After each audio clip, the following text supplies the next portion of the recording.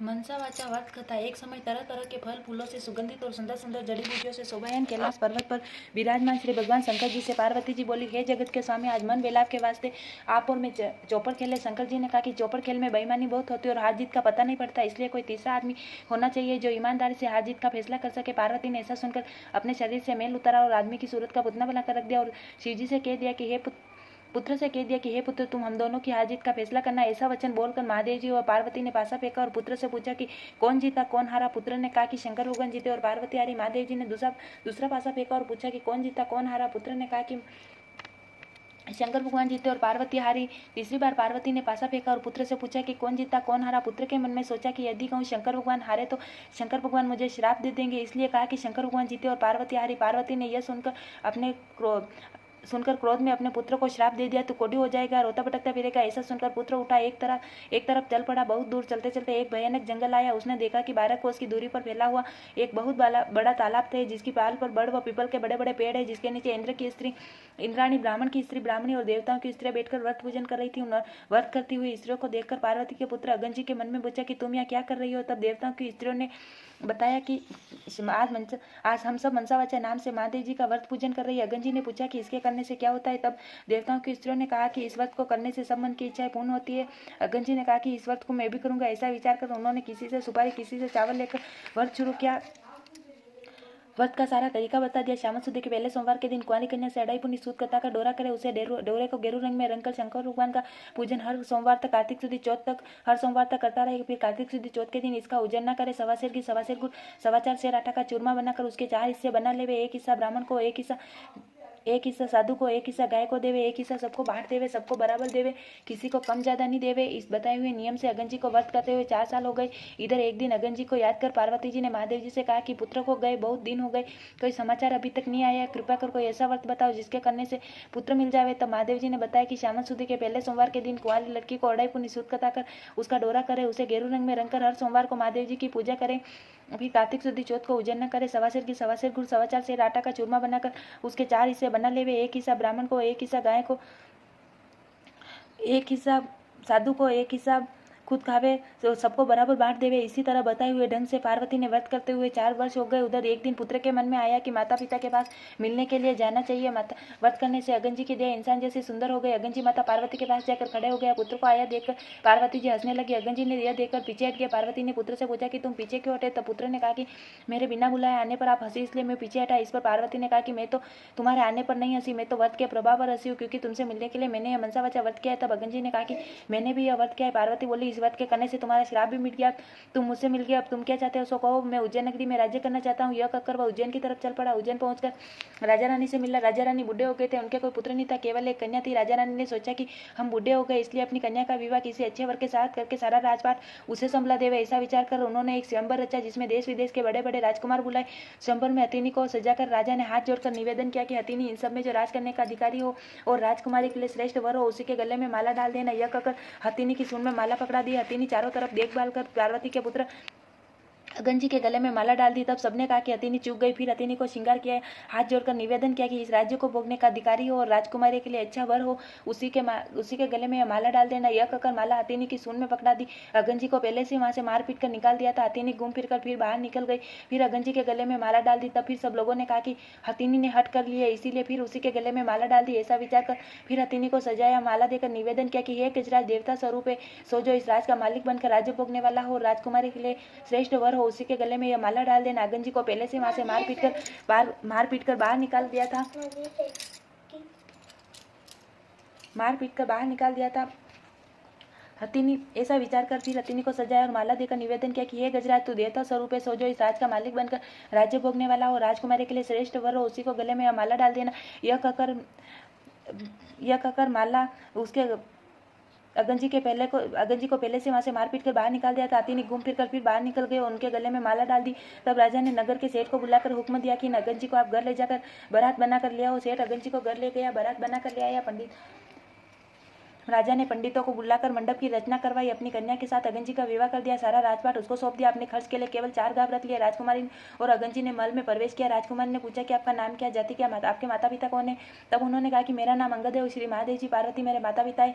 राजकुमारी ने कहा कि श्री महादेव जी पार्वती तो देवलोक के देवता है, इसलिए इस मर्त्यलोक में तुम्हारे माता पिता कैसे हो सकते हैं? तब अगन जी ने कहा कि एक समय सुंदर फल और वनस्पतियों से सुशोभित कैलाश पर्वत पर विराजमान महादेव जी विराजमान थे। तो पार्वती ने कहा कि महादेव जी से चौपट खेलने के लिए कहा। महादेव जी ने कहा कि हार जीत का फैसला करने के लिए कोई तीसरा आदमी होना चाहिए। तब पार्वती ने अपने शरीर से मैल उतारकर पुत्र की सूरत का पुतला बना दिया। महादेव जी ने उसमें जान डाल दी। तब मुझसे कहा कि हमारी चौपड़ में हार जीत की गवाही देना। महादेव जी ने पासा फेंककर मुझसे पूछा कि कौन हारा कौन जीता। मैंने कहा कि महादेव जी जीते और पार्वती हारी। इसी दूसरी बार भी महादेव जी जीते और पार्वती हारी। तीसरी बार पार्वती ने पासा चलाकर पूछा कि कौन जीता कौन हारा। मैंने सोचा कि यदि कहूँ महादेव जी हारे और पार्वती जीती तो महादेव जी मुझे श्राप दे देंगे, इसलिए मैंने कहा कि महादेव जी जीते और पार्वती हारी। पार्वती ने यह सुनकर मुझे श्राप दे दिया, तू कोढ़ी हो जाएगा, रोता भटकता फिरेगा, ऐसा मारा मारा भटकता फिरेगा। पार्वती का श्राप सुनकर मैं वहां से चलकर एक भयानक जंगल में पहुंचा, जहां पर बड़े भारी तालाब व बड़ के पीपल के पेड़ खड़े थे। उस स्थान पर इंद्राणी ब्राह्मणी आदि देवताओं की स्त्रियां व्रत कर रही थी। उनके व्रत को देखकर मैंने उनसे पूछा कि ऐसा करने से क्या होता है। तब उन्होंने व्रत का प्रभाव, उसके करने की विधि बताई।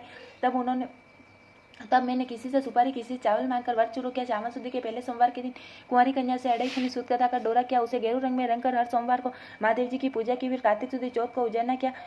सवा सेर को 4.25 सेर आटा इसका चूरमा बनाकर सबको बराबर बांट दिया। इस प्रकार यह व्रत पूरा किया। उधर पार्वती ने महादेव जी से पूछा कि हमारे पुत्र अंगद का कुछ पता नहीं, वह बहुत समय से आया नहीं। तब महादेव जी ने कहा कि वह जीवित है, मैं बताता हूँ, उस प्रकार का व्रत करो जिससे तुम्हारा पुत्र आ जाए। व्रत का विधान बताया। श्यामा शुद्धि के पहले सोमवार के दिन कुंवारी कन्या से अढ़ाई फुनी सूत कथा का डोरा बनावे, उसे गेरू रंग में रंगकर महादेव जी की पूजा करे। कार्तिक शुद्धि चौथ को उजारना करे। 4.25 सेर आटा का चूरमा बनावे, उसमें 4 भाग कर ऊपर बताए हुए ढंग से बराबर बराबर बांट देवे। इस प्रकार यह बताए हुए ढंग से पार्वती ने व्रत किया। इधर में जाकर पार्वती के पास खड़ा हो गया। पार्वती मुझे देखते ही हंस पड़ी। मैं पार्वती को हंसता देखकर पीछे हट गया। तब पार्वती ने कहा कि मैं पीछे क्यों हटा। मैंने कहा कि मेरे बिना बुलाए आने पर हंसी, इसलिए मैं पीछे हटा। तब पार्वती ने कहा कि मैं तो इसलिए हंसी कि मैंने मनसा वाचा व्रत किया, उसके प्रभाव से तुम मेरे पुत्र मुझे मिल गए। मैंने कहा कि मैंने भी यही व्रत किया है। तब माता पार्वती ने कहा कि तुम्हारे मन में क्या है सो कहो। मैंने कहा कि मैं उज्जैन नगरी की राजकुमारी और उज्जैन का राज्य मुझे मिल जाए। पार्वती ने कहा कि तुम्हारे मन की इच्छा अवश्य पूर्ण होगी और उज्जैन नगरी का राज्य भी मिल गया। अगन जी ने अपनी विवाहिता राजकुमारी से पूछा कि तुम्हारे मन में क्या है सो कहो। राजकुमारी ने कहा कि हमारे बिना गर्भवास का पुत्र होना चाहिए। तब माता ने तू मनसा वचा व्रत ऊपर बताए हुए ढंग से करना, यह कहकर अगन जी वहां से चले गए। रानी ने मनसा वचा व्रत करना शुरू किया। 4 वर्ष करने पर एक दिन रानी ने दातुन करते समय दासी को पात्र भरकर जल लाने को कहा। दासी जल लेने गई, तब क्या देखती, सोने की पालकी में बच्चा बेटा पैर का अंगूठा चूस रहा था। दासी ने झट से आकर रानी से कहा कि आपके पुत्र हुआ है। रानी ने कहा कि क्यों हमसे हंसी करती हो। दासी ने कहा विश्वास न हो तो चलकर देख लो। रानी ने जाकर देखा तो सचमुच पालने में बच्चा बेटा पैर का अंगूठा चूस रहा था। रानी ने बहुत प्रसन्न होकर महादेव जी से प्रार्थना की कि आपने भगवान आपने ये पुत्र दिया है, इसके लिए मेरे स्तनों से दूध की धारा निकल जाए। इतना कहते स्तनों से दूध की धारा छूट गई। बच्चे को स्नान कराकर दूध पिलाया। इस प्रकार बालक धीरे धीरे बड़ा होने लगा। कुछ बड़ा होने पर एक दिन बालक अपनी माता से पूछ बैठा कि तब माता ने कहा कि अगन जी तेरे पिता है, तथा महादेव जी और पार्वती तेरे दादा दादी है। तब पुत्र फूलकुंवर ने कहा कि इस बात को तो मृत्युलोक में कोई नहीं मान सकता। तब माता ने कहा कि एक दिन महादेव जी पार्वती ने चौपट खेलने के लिए हार जीत का फैसला करने के लिए पार्वती ने अपने शरीर से मैल उतारकर मनुष्य की सूरत का पुतला बनाया। शिवजी ने उसमें जीवन डाल दिया और कहा कि तुम हमारी हार जीत का फैसला करना। यह कहकर महादेव जी ने पासा फेंका और पुत्र से पूछा कि कौन जीता कौन हारा। पुत्र ने कहा कि महादेव जी जीते, पार्वती हारी। दूसरी बार भी पासा चलाने पर पुत्र ने कहा कि महादेव जी जीते, पार्वती हारी। तीसरी बार पार्वती ने पासा चलाया और पुत्र से पूछा कि कौन जीता कौन हारा। पुत्र के महादेव जी की श्राप के डर से कहा कि महादेव जी जीते और पार्वती हारी। पुत्र का यह वचन सुनकर पार्वती ने आवेश में आकर पुत्र को श्राप दिया, तू दर दर भटकता फिरेगा, तेरे सारे शरीर पे कोट हो जाएगा। पार्वती का श्राप सुनकर पुत्र वहां से चलकर एक बड़े तालाब के पास पहुंचा, जहाँ पर बड़े भारी पीपल के पेड़ के नीचे ब्राह्मणी और इंद्राणी मनसा बच्चा व्रत कर रही थी। अगन ने कहा कि इस व्रत को करने से क्या होता है। तो देवताओं की ने कहा कि सब मन की इच्छाएं पूर्ण होती है। अगन ने कहा कि यह व्रत तो मैं भी करूंगा। तब किसी से सुपारी, किसी से चावल मांगकर व्रत शुरू किया। व्रत करते करते 4 वर्ष हो गए। उधर एक दिन पार्वती ने महादेव जी से पूछा कि पुत्र नहीं आया, सो ऐसा उपाय बताओ जिससे मेरा पुत्र आ जाए। महादेव जी ने कहा कि श्रावण शुद्धि को पहला सोमवार आवे, तब कुंवारी कन्या से अढ़ाई फुनी सूत कथा कर महादेव जी का पूजन करे। 4.25 सेर आटा का चूरमा कर 4 भाग कर एक साधु को, एक ब्राह्मण को, एक गाय को देना, आधा खुद खावे आधा बांट देवे। ऐसा 4 वर्ष करे। 4 वर्ष करने पर पुत्र आकर खड़ा हो गया और पार्वती जी हंसने लगी। तब अगन जी पीछे हट गया। पार्वती ने अगन जी से पूछा कि तुम पीछे क्यों हटे। तब अगन जी ने कहा कि तुम हंसी इसलिए मैं पीछे हटा। तब पार्वती ने कहा कि मैं तो व्रत के प्रभाव पर हंसी हूँ। पुत्र ने पूछा कि मैंने भी मनसा वाचा व्रत किया है। पार्वती ने कहा कि इस व्रत के प्रभाव से तुम्हारा श्राप भी मिट गया। अब तुम्हारे मन में क्या हो सो कहो। पुत्र ने कहा कि उज्जैन नगरी का राज्य चाहता हूँ। तब माता बोली उज्जैन का राज्य तुझे मिल जाएगा। तेरे पिता के बताने से मैंने यह मनसा वाचा व्रत किया है, तो तुम बिना गर्भ धारण के पुत्र उत्पन्न हुए हो। इस तरह से अगन जी तुम्हारे पिता तथा महादेव जी तुम्हारे दादा है। तब माता ने कहा कि पुत्र तुम्हारी क्या इच्छा है सो कहो। पुत्र ने कहा कि हमारे यहाँ से इंद्रलोक हमारे यहाँ इंद्रलोक से विमान आवे जिसमें एक कन्या हो, उसी के साथ मेरा विवाह हो। माता ने कहा जा तेरी इच्छा पूर्ण होगी। तो पुत्र ने भी व्रत करना शुरू किया। 4 वर्ष करने पर एक दिन सुबह देखा कि आकाश से विमान उतर रहा था। विमान उतरने पर राजा ने विमान के पास पहुंचकर उसका पर्दा हटाकर देखा तो उसमें 12 वर्ष की सुंदर कन्या बैठी थी। राजा ने ब्राह्मणों को बुलाकर साज बाज और ठाट बाट से उस कन्या का विवाह कर दिया। एक दिन राजा शिकार खेलने गए, वहां शिकारी नहीं मिला, रास्ता भटक गए, बाग में डेरा डाल दिया। राजा भूख प्यास से व्याकुल हो रहे थे, इतने में उसने एक ब्राह्मण आ गया। उसने अपना पतला देकर कहा कि आज कार्तिक सुदी चौथ का उजरना है। तब राजा ने कहा कि ब्राह्मण देवता मुझसे भूल हो गई, सो चौथ का पूजन करावे। पूजन कराकर राजा ने नगर में खबर भेजी कि राजमहल से 1.25 सेर की 1.25 सेर गुड़ 4.25 सेर आटा का चूरमा बनाकर भेजा जावे। रानी ने सोचा कि फौज के साथ में होने से इतने से चूरमे से क्या होगा, इसलिए गाड़ी भरकर भेज दिया। राजा ने सोचा कि मेरे लिए तो काफी है, किंतु फौज के लिए थोड़ा होगा। इतने में महादेव जी ने गुस्से में भरकर राजा को कहा कि तुम अपनी रानी को घर से निकालो, नहीं तो तुम्हारा राज्य नष्ट कर दूंगा। तब राजा खुद महल में जाकर रानी को डांट टपट कर राज्य से निकालने लगे। रानी निकल कर जाने लगी, रास्ते में राजदीवान मिल गया। उसने रानी से पूछा कि कहाँ जा रही हो। तब रानी ने सब हाल दीवान को कहा। दीवान ने कहा कि राजा साहब का गुस्सा कम होने पर उन्हें समझा देंगे, आप मेरी हवेली चले। इस प्रकार रानी को अपने घर ले गया। घर पहुंचते दीवान अंधा हो गया। तब दीवान ने हाथ जोड़कर रानी से कहा कि आप यहाँ से चली जावे। रानी वहां से चल पड़ी। रानी वहां से आगे चली। तब रास्ते में नगर का बड़ा सेठ मिला। उसने पूछा कि आप कहाँ जा रही हो। तब रानी ने कहा कि नगर राजा साहब ने मुझे गुस्से में आकर देश निकाला दे दिया। तब सेठ ने कहा कि राजा को 1-2 दिन में समझा देंगे, आप मेरी हवेली चले। रानी के पहुंचते सेठ भी अंधा हो गया, कारोबार ठप हो गया। हुड़िया बंद होने से सेठ जी का दिवाला होने लगा। तब सेठ जी ने हाथ जोड़कर रानी से कहा कि आप यहाँ से चली जावे। रानी वहां से चल पड़ी। आगे चलने पर एक कुमार मिला। उसने भी रानी से पूछा आप कहाँ जा रही हो। तब रानी ने कहा कि राजा को गुस्से में आकर मुझे देश निकाला कि सब बात कल सुनाई। तब कुमार ने कहा कि राजा जी को 1-2 दिन में समझा देंगे, आप मेरे घर चले। रानी के पहुंचते कुमार के साथ घर चली गई। घर पहुंचते कुमार अंधा हो गया, उसका आवा फूट गया। तब कुमार ने हाथ जोड़कर रानी से कहने लगा कि आप यहाँ से चली जावे। यह सुनकर रानी वहां से चल पड़ी। आगे चलने पर रास्ते में एक माली मिला। उसने भी रानी ने पूछा कि आप कहाँ जा रही हो। तब रानी ने माली को देश निकाला की बात कल सुनाई। माली ने कहा कि आप मेरे बाग में चले, 1-2 दिन में राजा साहब को मना लेंगे। रानी ने बाग में जाते ही हरा भरा बाग जलकर कोयले के समान हो गया। माली भी अंधा हो गया। तब माली ने हाथ जोड़कर रानी से कहा कि आप यहाँ से चली जावे। रानी ने सोचने लगी कि मैंने ऐसा कौन सा पाप किया जिसके कारण जहाँ भी जाती हूँ वहीं अनर्थ हो जाता है। इस जीवन में तो मरना ही अच्छा है। यह सोचकर आगे चली तो आगे 2 रास्ते थे, एक 6 महीने का, एक 3 दिन का। रानी 3 दिन के रास्ते में चल पड़ी। चलने पर श्रीपा नाम की नदी आई। रानी ने सोचा इसमें डूबकर मर जाना अच्छा है। यह सोचकर ऐसा विचार कर नदी में कूद गई। इतने में नदी का सारा पानी सूख गया। आगे चलने पर एक बड़ा भारी पर्वत आया। पर्वत पर चढ़कर गिरने लगी तो पर्वत जमीन के बराबर हो गया। आगे चलकर एक जंगली शेर मिला।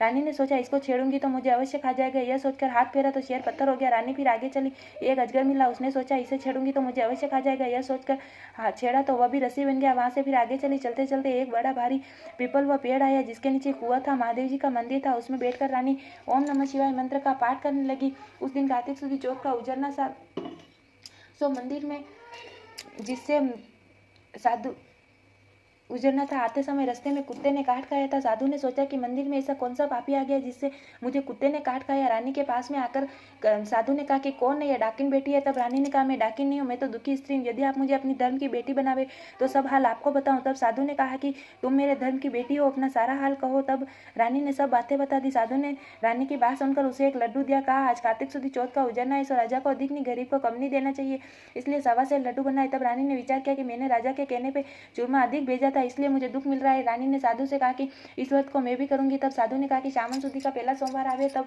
व्रत की विधि बताऊंगा। कुछ दिन बीतने पर श्रावण सुदी आई। तब रानी ने साधु को याद दिलाई। साधु ने गांव में जाकर पूजा की सामग्री इकट्ठी की, पूजा आरंभ की। श्रावण के पहले सोमवार के दिन कुंवारी कन्या से अढ़ाई पुनी सूत कतवाया, महादेव जी की पूजा की, कार्तिक सुदी चौथ को उजरना किया, 1.25 सेर की 1.25 सेर गुड़ 4.25 सेर आटा का चूरमा बनाया, उसके 4 भाग कर पहले बताई हुई विधि से बांट दिया। साधु ने कहा कि महादेव जी के सामने ऊंट, हाथी, घोड़ा मिट्टी का बनाकर रख दो और महादेव जी से कहना कि यदि आप प्रसन्न हो गए हो तो इन सबको जीवित कर दो। ओम नमः शिवाय मंत्र का पाठ करके जल का छींटा देना। रानी के ऐसा करने पर सबके सब जीवित हो गए। रानी ने साधु से कहा कि मुझसे रास्ते में जो पाप हो गए उनसे छुटकारा पाने का उपाय बताओ। तब साधु ने कहा कि ओम नमः शिवाय मंत्र के जाप से सारे पाप कट जाते हैं। रानी शिवालय की परिक्रमा कर वहां से चल पड़ी। सबसे पहले जो सर्प रस्सी बन गया था उसके पास गई और ओम नमः शिवाय मंत्र का जाप कर बोली कि यह सर्प चौगुना शरीर वाला हो जावे। सो कहते ही सर्प चौगुने शरीर वाला हो गया। फिर सिंह मिला। रानी सिंह के पास ओम नमः शिवाय मंत्र का जाप कर बोली, जो सिंह पत्थर बन गया था वह जीवित होकर चौगुने शरीर वाला बन जावे। ऐसा कहते ही सिंह गरजता हुआ जंगल में भाग गया। इसी तरह आगे चलकर पर्वत के सामने गई। पर्वत शिवालय का जल का छींटा देकर ओम नमः शिवाय मंत्र का जाप कर बोली। पर्वत भी चौगुना होकर खड़ा हो गया। यह कहते ही पर्वत भी चौगुना होकर खड़ा हो गया। आगे चलकर मंत्र जाप कर कहने लगी तो माली का बाग भी हरा भरा हो गया। उसका अंधापन जाता रहा। नगर के यहाँ शेख के यहाँ जाने से उसकी हुड़िया चलने लगी, आंख से दिखाई देने लगा। लक्ष्मी का भंडार भर गया। सेठ हाथ जोड़कर रानी से कहने लगा कि आपके यहाँ आने से हमारे यहाँ लक्ष्मी की वर्षा हुई, ठाट बाट हो गई। सो इसी खुशी में सारे नगर वालों को भोजन कराना चाहता हूँ। सो सारे नगर में डिंडोरा करवा दिया। किसी के भी चूल्हे से धुआं नहीं निकल पावे। किसी के चूल्हे से धुआं हो तो उसे 11 रुपये दंड होगा। सारे गाँव के लोग भोजन कर जाने लगे। यह खबर दरबार में पहुंची तो आज चौथ का उजरना है, जो कोई भूखा प्यासा मिले उसे भोजन के लिए भेज दे। सारे शहर पर ढूंढने पर कोई भूखा प्यासा स्त्री पुरुष नहीं मिला। एक धोबी से पता पड़ा कि एक अंधी बहन डोकरी है जिसके संपूर्ण शरीर पर कोट हो रहा है। नदी के किनारे बड़ी डोकरी को लाकर स्नान कराने लगे। स्नान कराते ही डोकरी का कोट जलने लगा। डोकरी को रानी के पास ले जाने पर उसे सारी कथा सुनाई। कथा सुन लेने पर स्वर्ग से एक विमान आया। वह डोकरी सदी के लिए बैकुंठ चली गई। शंकर भगवान की दर्शन अर्चना पूजन भक्ति भाव से करने से हर एक की मनोकामना पूरी होती है। जो शंकर भगवान के नर नारी श्रावण कार्तिक व माघ महीने में श्रद्धा भक्ति भाव से पूजा कर सभी भोगों को भोग कर संसार के बंधनों से छुटकर मुक्ति को प्राप्त होता है। अतः शंकर भगवान की नित्य प्रति पूजा कर हर गृहस्थी अपना जन्म सफल बनावे। ओम नमः शिवाय।